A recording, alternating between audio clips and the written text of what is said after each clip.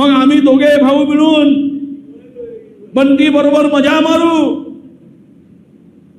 ते बापले की एवढे हुशार आहेत, या दोनही भावाला बाजूला बसलोय।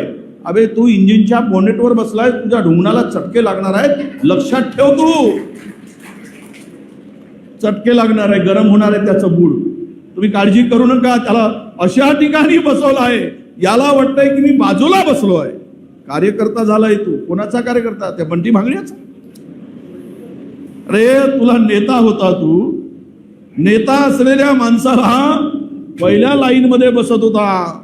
आता तू 15 दिवस तुला त्याच्या घरात प्रवेश आहे, 16व्या दिवशी तुला दरवाजाच्या बाहेर उभं राहील आणि बाहेर उभं करून ठेवल, तू चौकीदार होशील। चौकीदार काय सन्मान आणि मान दिला नाही या माणसाला। 4 वेळा याच्या घरामध्ये उमेदवारी मिळाली, 4 वेळा भाऊही झाला, मोठा भाऊही झाला, चुलत भाऊही झाला, आणि तरी पण पक्षाकडून काय अपेक्षा ठेवावी? या व्यक्तीला अजून काय हवं होतं? जेवढी सगळे मिळून पक्षाची ताकद सर्वाधिक जास्त कोणाला मिळाली असेल महाराष्ट्रात, मी स्वतः शब्द करून दिलो, मी शब्द टाकला होता, राऊत सर सर्वाधिक मदत पक्षाची या वारजूरकरला मिळाली, वारजूरकरला दिली। अजून काय हवंय? हा कशासाठी गेला तिकडे? बरं झाला तुम्ही घरात आहात, पण एक अशोक घरात आहे तिकडे। अशोक त्या मला वाटतं की दोनही भाऊ त्या अशोक घराच्या वरातीत सामील व्हायला गेले की काय, असं म्हणायला सांगतात। होऊ द्या वरात। आणि इकडे विधानसभा तुम्हाला सांगू, हा आमदार झाला, हा बंटी भांगडिया आमदार झाला। अरे बाबा विधानसभेमध्ये काम असते ना, विधानसभा सोडून दिला, विधानसभेत पत्ता नाही। या महिनाभराच्या विधानसभेमध्ये फार तर 7-8 दिवस हजर असेल, 7-8 दिवस। ते बगीच्यामध्ये येते ना माणूस, तसा ये आणि निघून जाय। म्हणजे मी विकास केला, आता विकास केला तर ठेकेदारी पण केली ना। पुरे ठेकेदारी मोठ्या मोठ्या कामाची कोणाची, पार्टनरशिप कोणाची, धंदे कुणाचे, कमिशन कुणाचा? याला वाटला भांगडिया आता मोठे मोठे काम आणते, यालाही सवय आहे चाटायची। या दोघ्या भावाला हे वाटले की तो मोठे मोठे काम आणेल, आमचा अर्धा हिस्सा ठेवेल, मग आम्ही दोघे भाऊ मिळून बंटी बरोबर मजा मारू। ते बापले की एवढे हुशार आहेत, या दोनही भावाला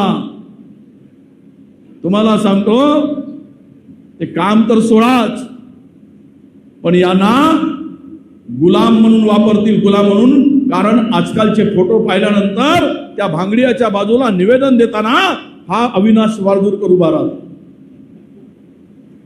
त्याच्या नावातच नाश आहे। बरं झालं आमचा नाश करत होता अविनाश, आणि तो सत्यानाश, हा नाश आणि तो सत्यानाश। राऊत सर तो त्या भांगडियाचा नाश आणि सत्यानाश करायला हे दोघेही भाऊ गेले, त्यामुळे काँग्रेस सुखी झाली, काँग्रेस मोकळी झाली असं म्हणायला हरकत। कारण जेवढ्या वेळा उभा केला तेवढ्या वेळा पडतच होते। पडले का लेखाचे वडेट्टीवार जबाबदार। आता मी इमानदारीने सांगावं, शिमूरवाले सगळे, मी एकाला तरी कधी फोन करून म्हटलं काय वारजूरकरले पाडा म्हणून?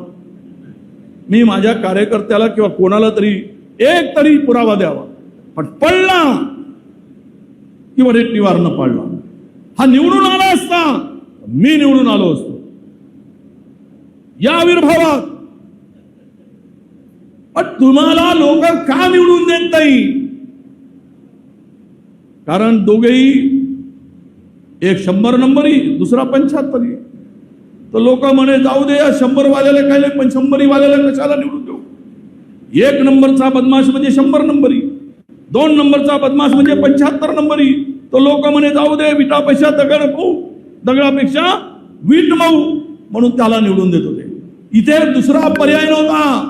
विजयराव, ज्या दिवशी चिमूरमध्ये आम्ही पर्याय उभा करू, मी सांगतो भाजप काय, पंतप्रधान नरेंद्र मोदीला येऊ द्या, चिमूरची जागा काँग्रेस जिंकल्याशिवाय राहणार नाही, हा विश्वास मी तुम्हाला देतो. अरे हा गड केला होता, गड. आता विजय भाऊ आले, उल्लेख केला 3 भाऊ, बाकीचे तर आहेच. काय आता उतरलो ना मैदानात, हाच अडथळे होता माझ्या पुढे.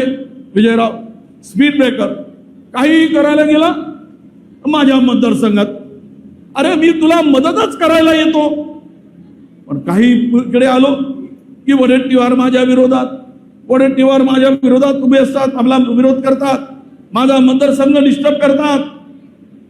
खरं तर सांगू तुम्हाला, ज्या वेळेस या विधानसभेची निवडणूक आली, विधानसभेच्या निवडणुकीमध्ये